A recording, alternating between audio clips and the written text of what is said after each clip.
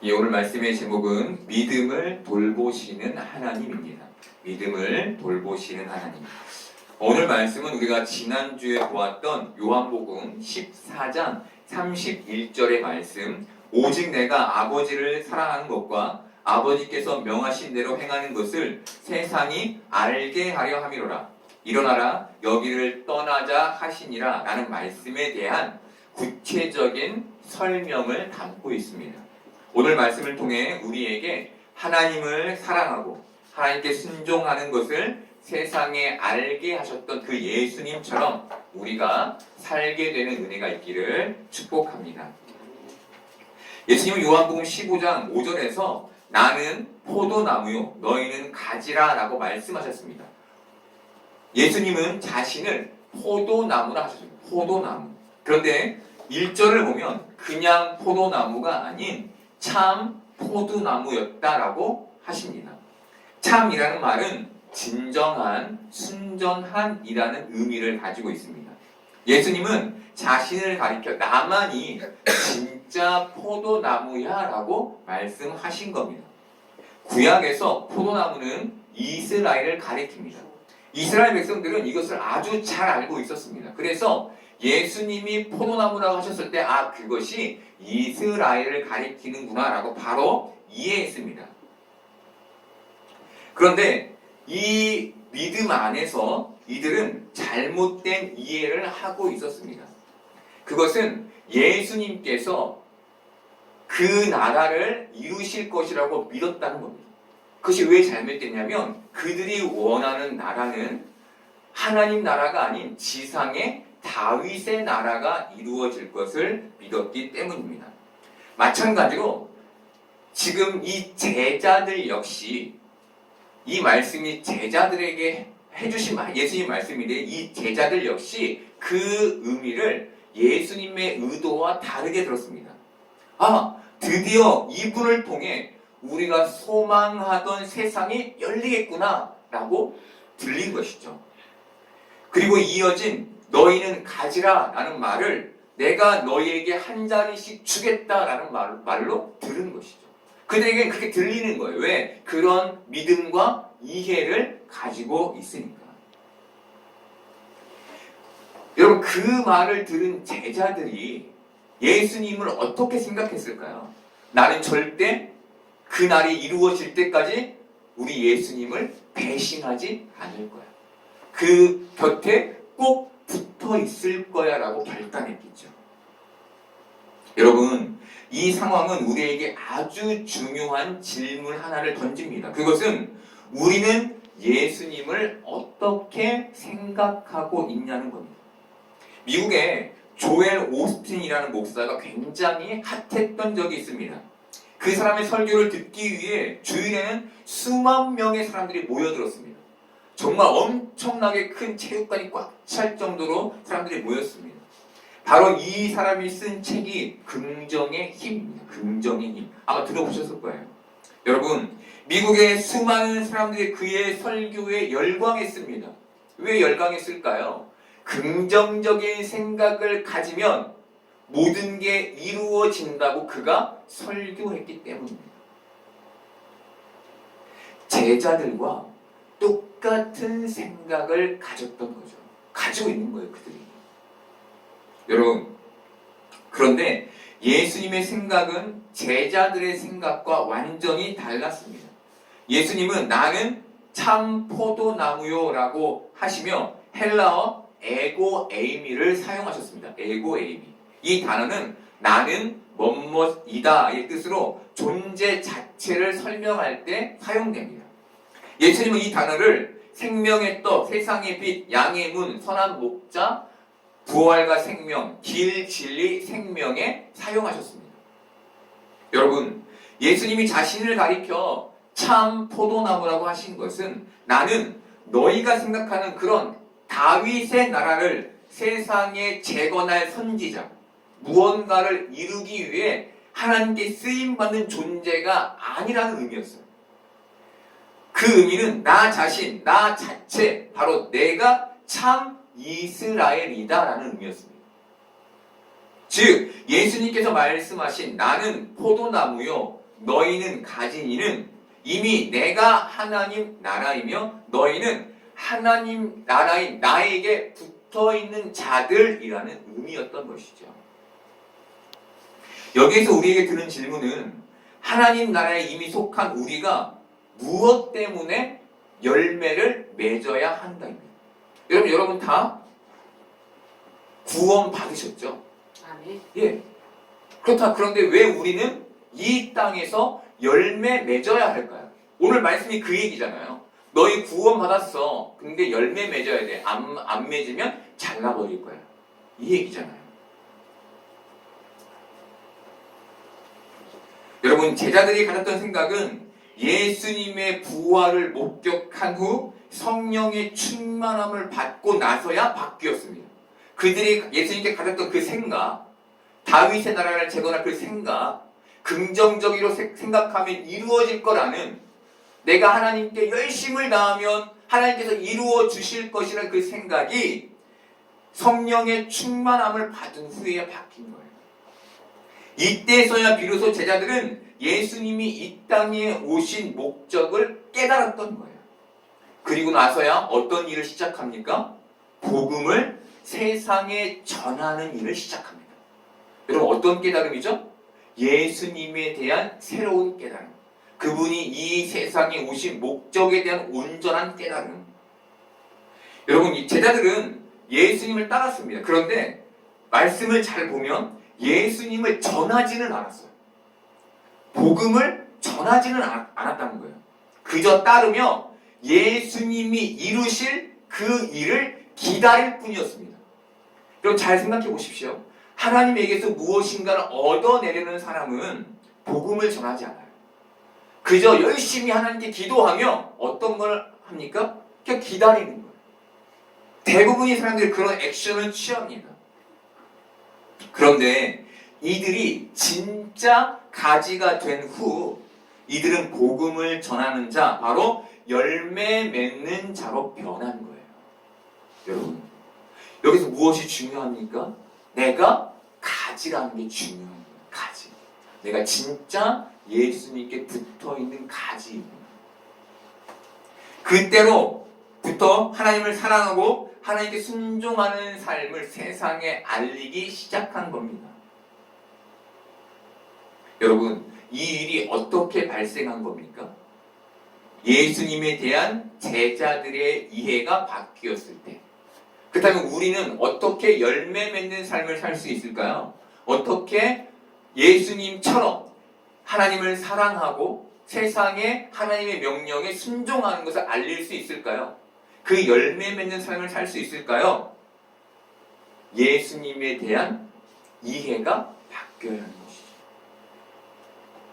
여러분, 우리가 예수님을 나에게 현실적 천국을 만들어 줄 뿐으로만 믿는다면 우리는 열매를 맺을 수 없습니다.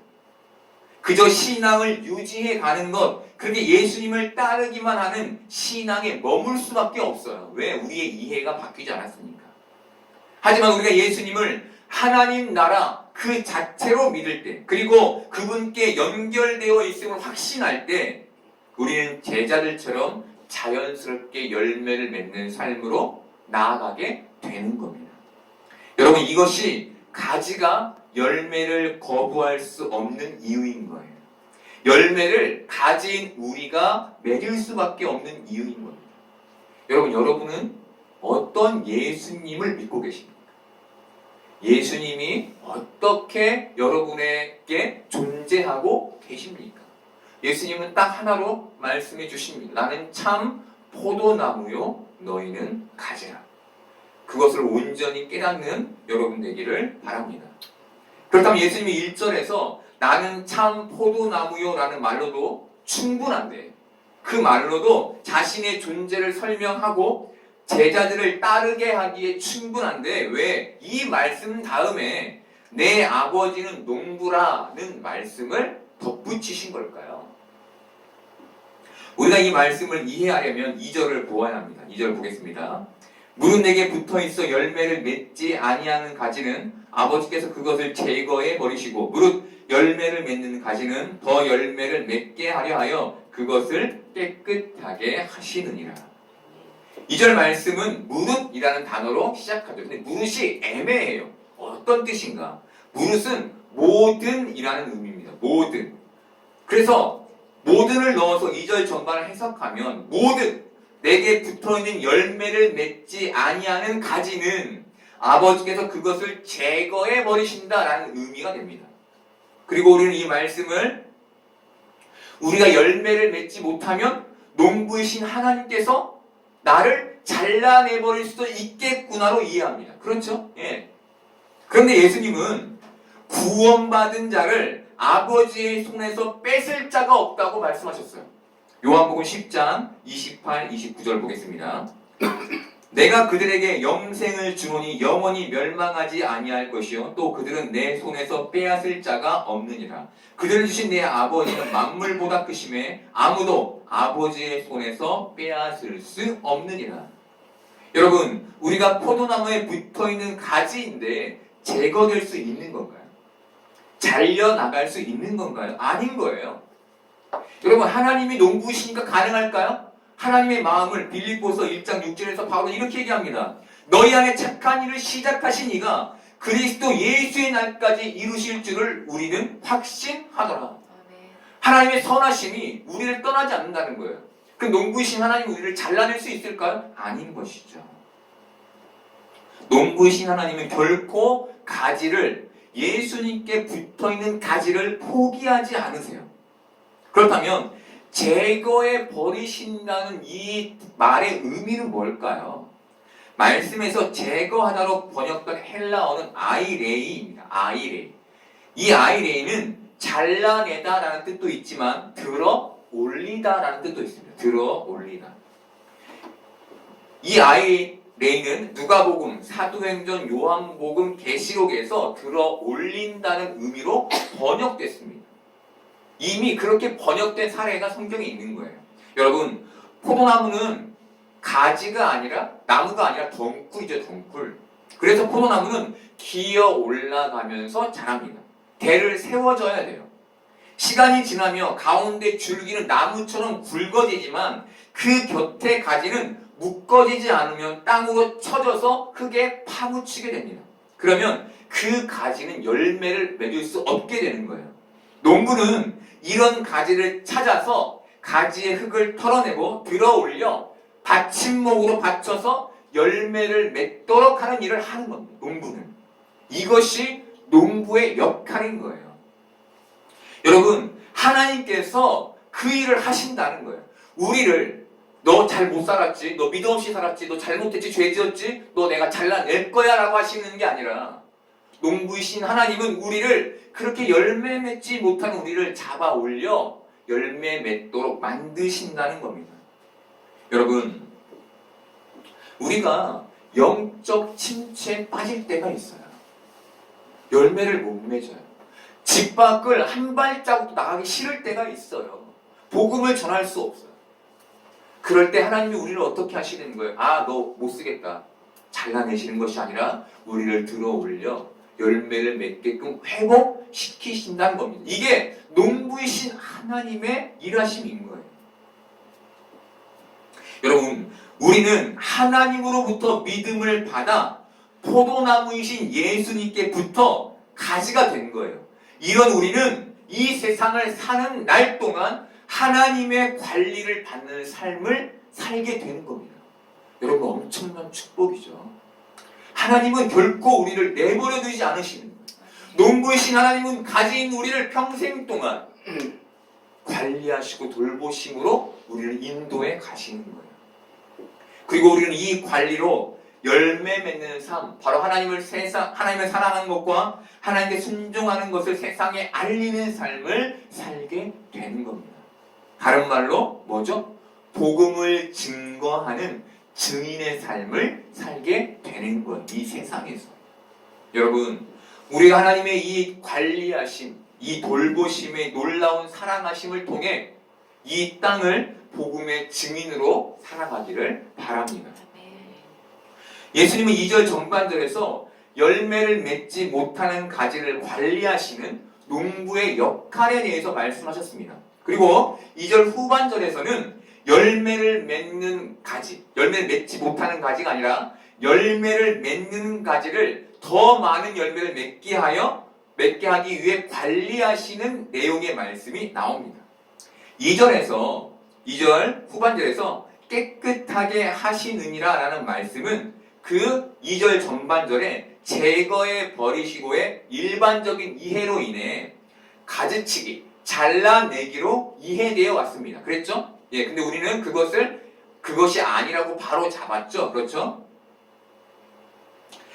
그렇다면 깨끗하게 하신다는 말씀의 의미는 뭘까요? 제거해 버리신다는 그 말씀의 의미는 우리가 알았는데 이제 제거해 버리시는 게 아니라 돌보시는 것이라면 깨끗하게 한다는 말씀의 의미는 뭘까요? 이것은 포도나무에 붙어있는 곤충이나 진드기, 다른 기타의 기생물들, 그 영양을 빨아먹어서 열매를 맺지 못하게 하는 그 해충들을 떼어낸다는 의미입니다. 하나님은 하나님 나라에 속한 우리가 이 세상에서 더 많은 열매를 맺게 하기 위해 우리에게 붙어있는 이 곤충, 진드기, 이런 해충들을 깨끗하게 하시는 일을 하시는 겁니다. 그렇다면 이 깨끗하게 된다, 깨끗하게 하신다는 건 뭘까요? 회개하게 하신다는 겁니다. 회개하게.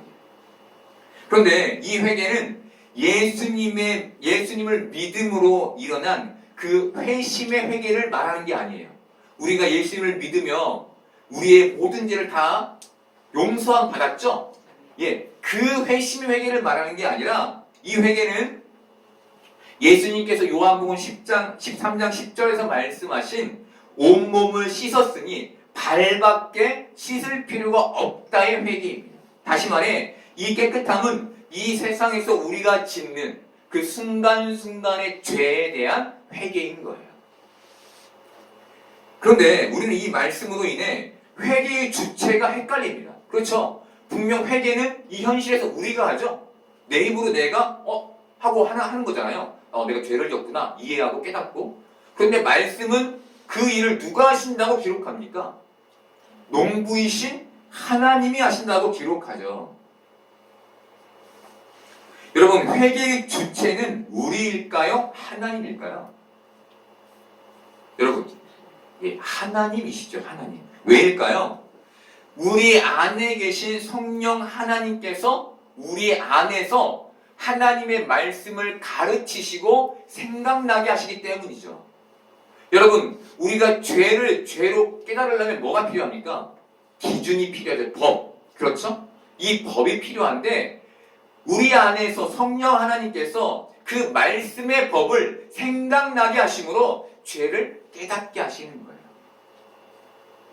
그래서 우리가 회개하게 되는 겁니다. 여러분, 누가 회개의 주체입니까? 하나님이신 것이죠. 그런데 여러분, 많은 사람들이 회개할 때 그 근거를 말씀에 두지 않는 경우가 있어요. 자신의 느낌이나 생각이 뭔가 좀 꺼림칙하면 회개하는 경우가 있어요. 여러분, 그런 회개는 회개가 아니에요. 말씀에 근거해야 돼요. 말씀에 반드시. 여러분, 이렇듯 참 포도나무에 붙어있는 가지인 우리는 넘어지면 농부에 의해 일으켜 세워지는 것으로 돌봄을 받고, 혹시 우리에게 해충이 붙어 우리가 죄에 더러워지면 그것을 깨끗하게 하시는 농부의 돌봄을 받으며 이 땅을 사는 겁니다. 예수님은 지금 제자들에게 이 얘기를 해주시는 거예요.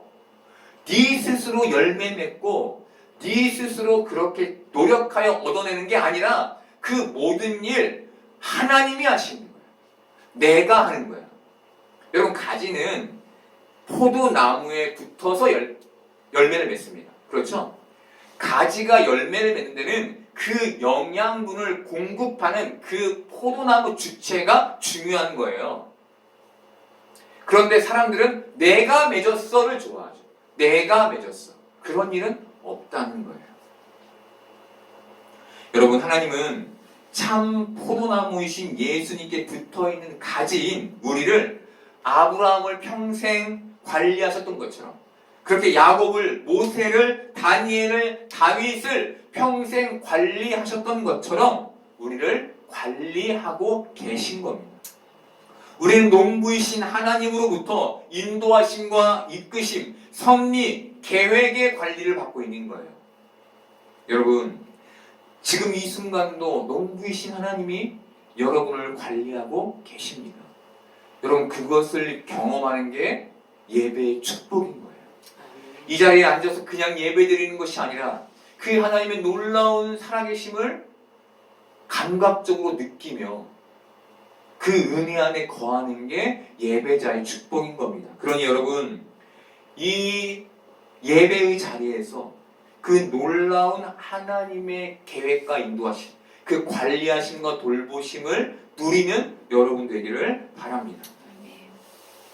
여러분, 우리는 나이가 들수록 하나님을 사랑하고 하나님의 명령에 순종하는 삶을 잃어갑니다.